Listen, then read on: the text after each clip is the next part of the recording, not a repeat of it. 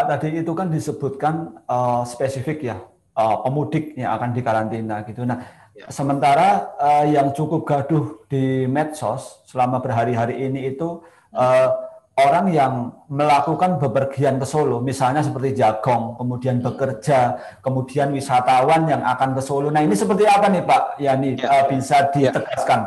Ya, kita ingin membatasi pergerakan itu jangan sampai di rumah-rumah penduduk.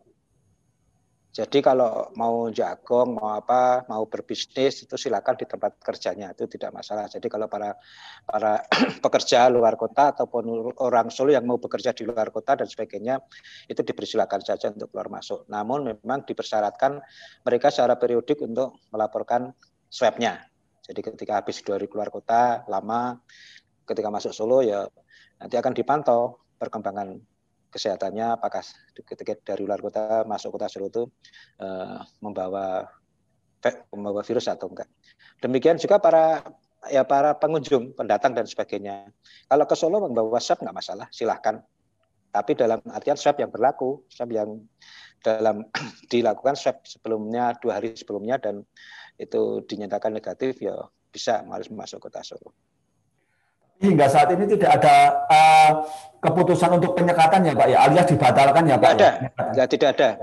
Jadi nanti yang kita akan mengoptimalkan teman-teman yang di wilayah di Jogotongo yang di kelurahan di wilayah RT RW itu nanti kalau ada pendatang dan sebagainya itu kalau nanti dikonfirmasi tidak membawa hasil swab yaitu akan kita tarik kita karantina di Solo Teknopark.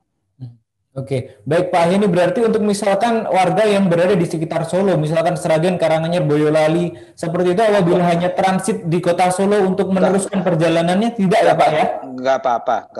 Kayak pekerja-pekerja yang terpaksa harus nginap di Solo itu nggak apa-apa. Jadi kayak buruh konstruksi misalnya datang Senin, Sabtu pulang itu nggak apa-apa. Cuma kita menghimbau dari perusahaannya atau dari itu bagi orang-orang seperti itu ya secara periodik dilakukan swab atau ya rapid atau swab lah kalau seperti itu. Jadi biar indikasinya bisa diketahui lebih dini. Baik, kita bergeser ke ini ya, Humas PHRI Solo gini. Nah, kemarin ini yang cukup dalam tanda kutip menjerit gitu ya dengan simpang siurnya kebijakan karantina, kemudian kebijakan penyekatan dan sebagainya ini kan hotel dan restoran ini. Nah, sebenarnya seperti apa nih Pak Sisto, nasib pelaku bisnis hotel dan restoran di Solo setelah beredarnya informasi yang cukup dalam tanda kutip panas kemarin di Solo gitu? Matur nuwun Bapak Ibu semuanya, Pak Ahyani, Pak Ari, Pak Tonang, Bapak semuanya. Assalamualaikum warahmatullahi wabarakatuh. Waalaikumsalam. Jadi memang saya meluruskan dahulu Pak Asep. Memang kemarin itu yang kita menjerit itu betulnya itu begini ceritanya. Tentu sebetulnya kita memahami, kita prihatin dengan apa yang terjadi di kota kita tercinta ini ya, dengan adanya penambahan kasus yang signifikan dan seperti itu. Hanya yang kemarin kita menyayangkan adalah proses yang terjadi sampai akhirnya adanya kejelasan pada beberapa hari ini bahwa pemudik yang dikarantina, wisatawan tidak. Namun selama proses yang terjadi itu yang kita cukup menyayangkan. Tentunya kita perlu melihat bahwa awalnya ada pembicaraan bahwa semua yang masuk ke Solo ya itu pasti akan dikarantina. Bahkan pada saat itu digambarkan karantinanya itu di Benteng Vastenburg. Ada salah satu koran yang menggambarkan betapa angkernya Vastenburg itu nanti pakai tenda dan lain-lain, pesan di Kopassus dan lain-lain. Kemudian tambahkan pula orang Jagong juga kemudian dimasukkan di sana, gitu ya. Nah, kemudian dirubah dari Vastenburg dirubah ke sini, kemudian ke Solo Teknopark dan lain-lain. Kemudian dirubah lagi, bahwa akhirnya Jagong tidak jadi, wisatawan tetap bisa masuk ke Solo. Kemudian dirubah lagi. Nah, permasalahan yang timbul adalah Solo ini kan menjadi kota yang punya brand sangat kuat ya.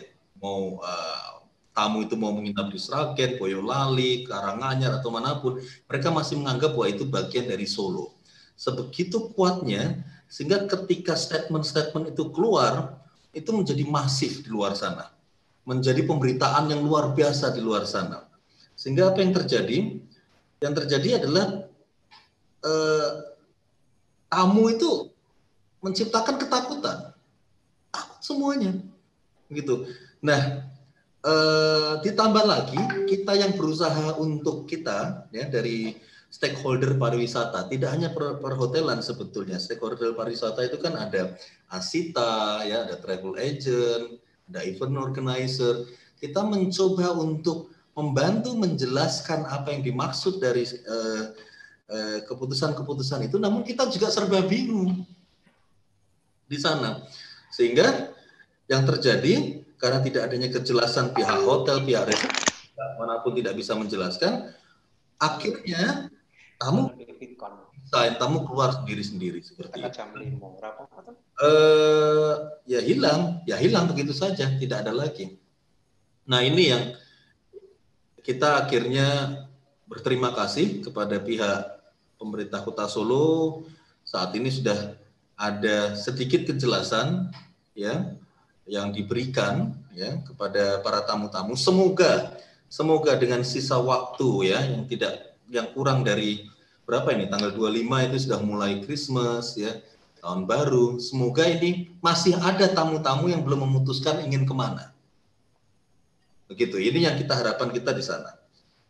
Ya memang pariwisata itu begini Pak Asep dan Bapak-Bapak. Pariwisata itu kan kita bagi dua di Solo ini ya. Saya mohon izin untuk menyampaikan. Yang pertama itu wisata itu bisnis dan leisure. Ya, bisnis itu kalau meeting, rapat dan lain-lain. Nah, leisure itu kalau kunjungan ke Curug, ke Taman Balai Kambang dan lain-lain.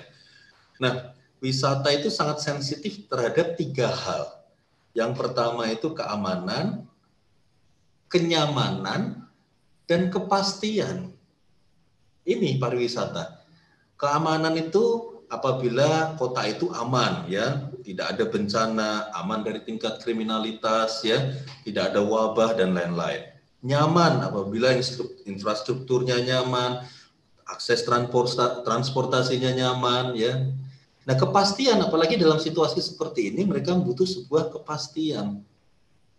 Sehingga ini yang kita ingin kita semua mudah-mudahan nanti ke depannya apabila Pak Yani nyun sewu nanti misalnya kita ada hal-hal yang menyangkut pariwisata, seandainya kita bisa diajak untuk berdiskusi dan lain-lain, ini kita sangat berterima kasih sehingga nanti kita bisa membantu untuk menyebarkan berita-berita positif. Begitu juga dengan kawan-kawan media sehingga kita bisa menyampaikan pesan-pesan positif keluar sana. Saat ini beritanya yang di Solo ini kan cukup masif tapi negatif. Nah, ini yang kita mari bekerja sama untuk menyebarkan berita positif. Gitu, Pak Asep. Terima kasih sudah nonton. Jangan lupa like, subscribe, dan share ya.